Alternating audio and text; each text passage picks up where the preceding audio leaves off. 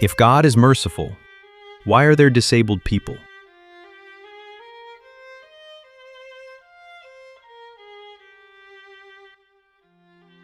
The vast majority of people are born healthy. The rate of congenital visual impairment and hearing impairment is 2 to 3 per thousand.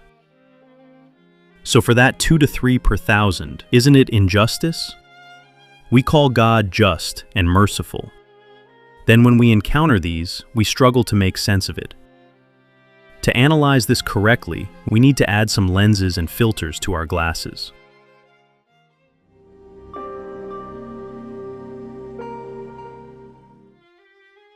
A person born blind cannot know what seeing is. They cannot imagine colors or images. A person born deaf cannot know how important it is to hear. Since they don't hear, they can hardly speak. For a person, being able to walk is normal.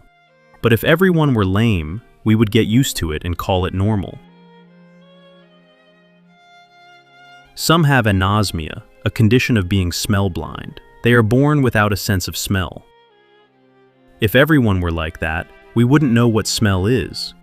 We wouldn't even feel its absence. Let's imagine an ability that no human has, flying. If all humans had wings, everyone could spread them and fly whenever they wanted, and travel by flying from place to place. But some had no wings. What would they be called? Wing disabled. And we'd look at the wingless and feel sorry for them. Why didn't God give them wings? We'd say.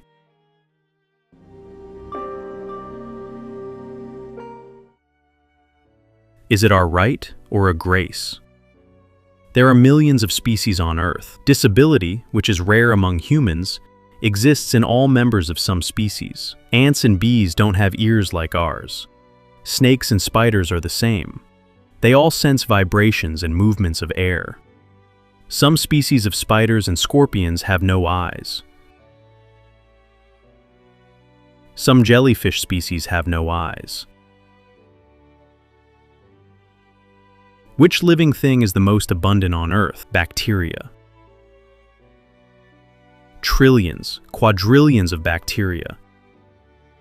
A population with 30 zeros in the world. Bacteria lack most organs. As beings created from bacteria or other animals, we are not fundamentally different from them. We didn't pay a price to be human. We could have been created as a bacterium or as an eyeless worm. We could have been an eyeless tardigrade, a water bear. None of the organs we have as humans were earned through effort. We didn't pay for our eyes. We didn't shell out money for our ears. Our heart, stomach, lungs, each is a gift to us.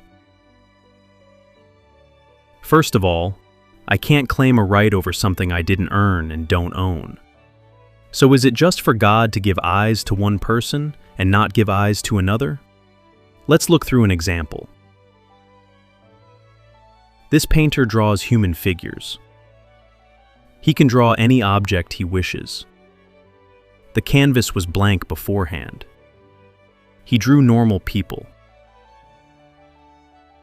He drew a blind person.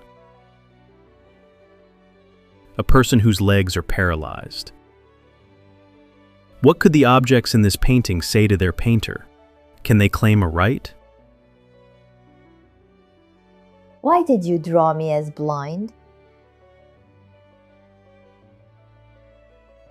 I am the artist. I wanted to draw you that way. But it's our most important organ. I wish I could walk, run. Only one organ is missing for each of you. Those who are not disabled should be grateful, isn't that so? No, better than non-existence. Yes, still, I thank you. All three paintings owe their existence to this painter. Without the painter, they couldn't exist. But now they will remain forever as disabled wall paintings.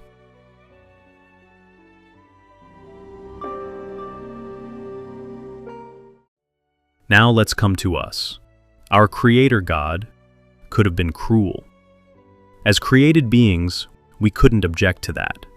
But God is not like that. In the Quran, in hundreds of places, He tells us that He is merciful.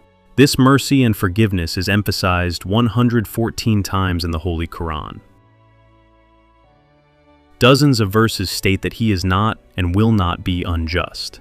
God does not wrong anyone by even an atom's weight.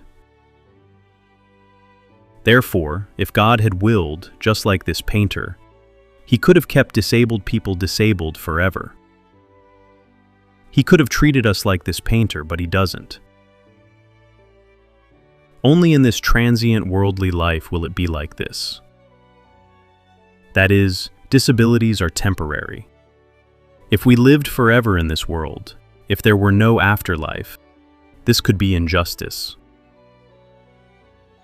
The famous ancient Greek poet Homeros, he lived in the 9th century BC. He is known as blind. Maybe he became blind later, we don't know. If he hadn't died, he would now be about 2,850 years old. My God, I've reached the age of 2850. I'm still blind. How can I remain blind forever? Isn't this unfair? One of the most important names in classical Western music, Beethoven, from age 30 gradually goes deaf. After age 40, he hears nothing. If he had lived, he would now be 255 years old. My God, I've reached the age of 255. The whole world knows me now. Everyone listens to my music. But I still can't hear. If disability stretched on like this forever, it could be injustice. Because God is just and merciful, disabilities apply only for this short, worldly life. The world is not the place where justice is realized. The world is a place of testing. Each disability is a gigantic test question.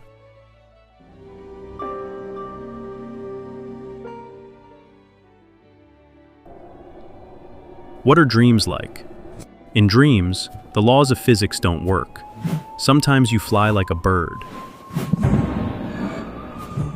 Sometimes you swim in a sea of milk. Sometimes you have a nightmare. You run and get tired. Then you wake up drenched in sweat. You say, "It was a dream." In dreams, we lose nothing. In dreams, we gain nothing. We remember our dreams and nightmares with a laugh. We don't grieve what we lost. Compared to the reality of the afterlife, the reality of this world is like a dream.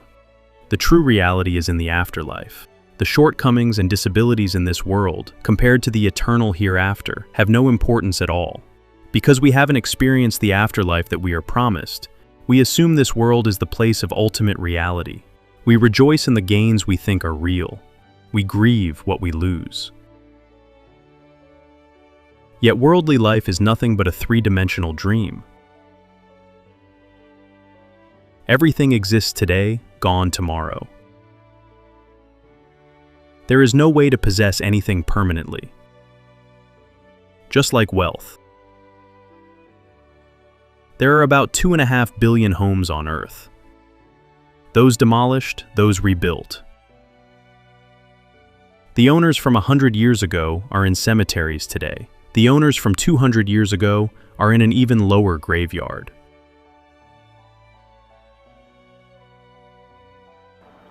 This mansion is counted among the most beautiful mansions on the Bosphorus in Istanbul, Şehzade Burhanettin Efendi Mansion.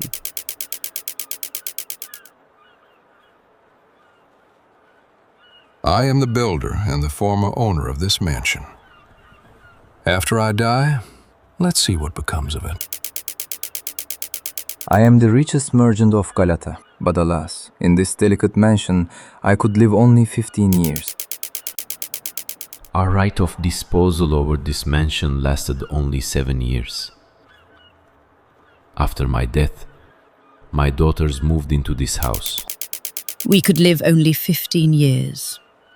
Yes. Then His Majesty the Sultan desired to purchase it. Yes. This mansion was bought by our imperial side for the benefit and residence of our son, Burhanettin Efendi. My grandchildren and I lived in this mansion for a long time, but now all of us are buried in the same family cemetery. I bought it from its Egyptian owners, but I couldn't stay long either. Now I am in Ankara at Gölbaşı Cemetery. It was granted to us to acquire this historical work, the Şehzade Burhanettin Efendi Mansion. Ownership and possession are entirely relative. In truth, there is no owner. Everyone is a tenant. This applies to all the values we have in this world. Eyes, ears, nose, property, possessions, intelligence, and beauty. All are temporary. Each of them is a separate question, both in its presence and its absence.